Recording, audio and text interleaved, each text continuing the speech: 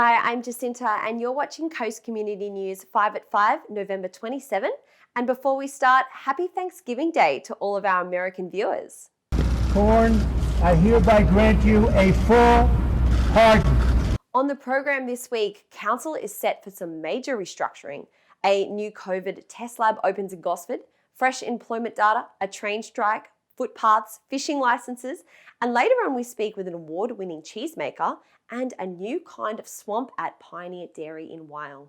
Also, some opera afloat. But before we get to that, first let's go to David for a rhyme or two about this week's council news. Yes, JC. Well, last week we spoke about a possible rate rise that might happen if the decision put forward by Council Administrator Dick Person is approved by the Independent Pricing Regulatory Tribunal, or IPART. But on top of that, he also mentioned a major council restructuring of management. We were there to ask Dick the tricky question about how the council intends to tick that box. Options are asset sales, borrowing money to repay the funds that shouldn't have been used from the protected reserves, reducing the cost of your services. That means staff and particularly in this case management, possibly what I'd call a top-heavy management structure, and rates. Fees and charges is another area that you can look at. So it's a combination of those things, but I suspect it'll be hard to leave any of them out of the basket. But thanks, David. In randomly unrelated news, Minister for Agriculture Adam Marshall visited the region to remind fishers to abide by the rules, and over 11 more ambulances will be rolled out across the Central Coast ready for the summer. Meanwhile, up at the hospital, a new COVID test facility was officially opened yesterday. We spoke with New South Wales Health Pathology Microbiologist Manager Catherine Wright. So we have a new testing platform for local COVID testing. So we test for Wyong and Gosford, the COVID clinics associated with them, and we have a faster turnaround time. It saves us sending our samples off to Newcastle, which we used to do. Turnaround time, you can expect your result within 24 hours, and I would encourage everybody to register for the SMS result service so that you definitely will get your result within 24 hours. Commuters were disrupted this morning when the Rail, Bus and Tram Union called for a stop work meeting regarding proposed staffing reductions on the new intercity fleet. Fortunately, the strike was cut short. We'll have more on this developing story in the next week's 3 papers. Back on the ground, a 500-strong petition for a footpath has been made by the locals of Killarney Vale to the entrance MP David Meehan. We went along for the handover. Maria is one of a number of residents that have contacted my office regarding lack of footpaths in this area and the danger they face every time they want to leave their home to go to the shops. Without footpaths, people with mobility issues have to go on the main road. Brook Avenue is one of the busiest roads in Killarney Vale, outside of the state roads like the Wyong Road. The community around here is very largely based on elderly people that do use mobility walkers and people with disabilities like myself who do use mobility walkers, and a lot of parents with prams.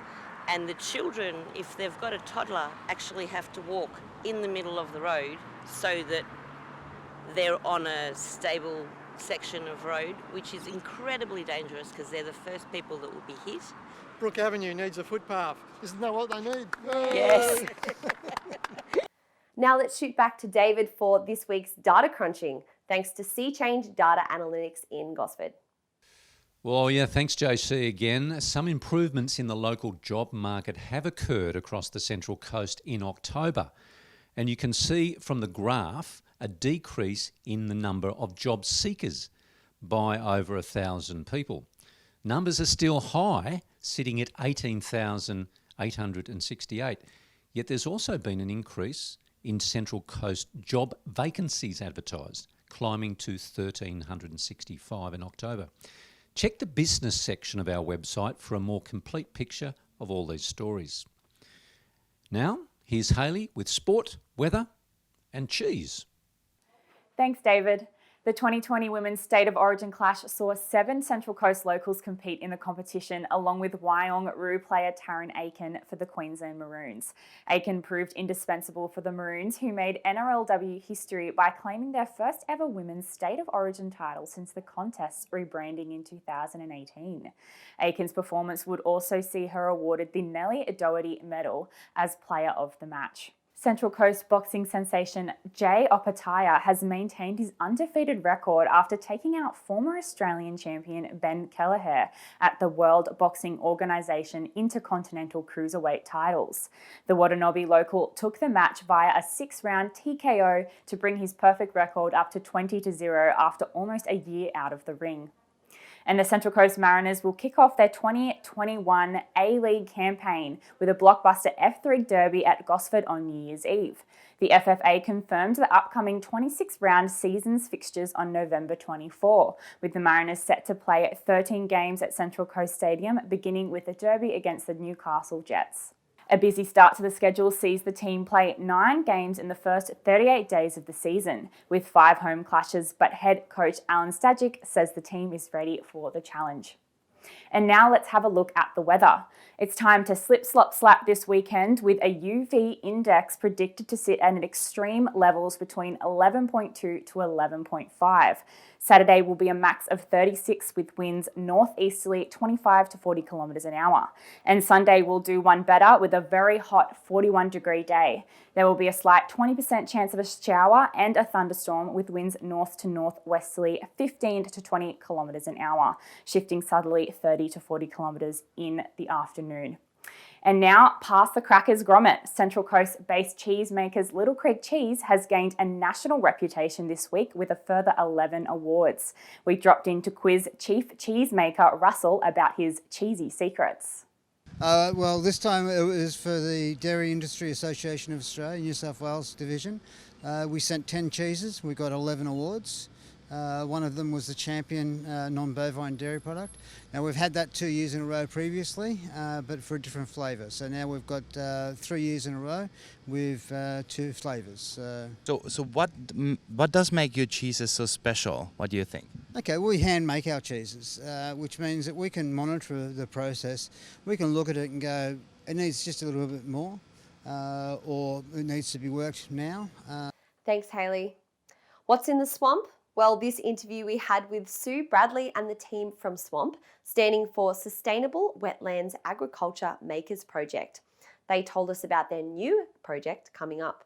What I find in communities, bringing people together is such an important place that we need in our health, mental health and connecting in. And I know that wealth comes from people and connecting in community, and this is a place that I want unique for the Central Coast, that we can build up through different community groups to come together and build something so unique for the Central Coast and even New South Wales, where we can have growing food, we can have community events, educational programs and creatives come on site together. I got involved because I love gardening, and I just wanted to be in a place where I could help people come together and learn gardening for their own gardens and homes, but also to be part of something a little bit bigger. All of these stories and millions more, maybe not all of that, but pretty close, are on our website, so make sure you check it out. And don't forget this week's copy of Coast Community News, Chronicle, and next week's Pelican Post. Please subscribe to our socials for updates during the week. We leave you this week with opera. Yes, the Central Coast's own opera company, Coast Opera Australia, has launched its new post-COVID program with a February performance they're calling Opera Afloat at Saddles Restaurant at Mount White. Thank you so much for watching. We'll see you next week. Starting our 2021 season, Opera Afloat will be Coast Opera Australia's orchestra here on the deck, conducted by Luke Spicer. Our conductor down here, we will have our artists not only singing from the podium down here, but they will be circulating all around the dam on the water. As you have your toes in the water, they will be COVID-friendly, safe, distance away from you, singing with amplification as they go by.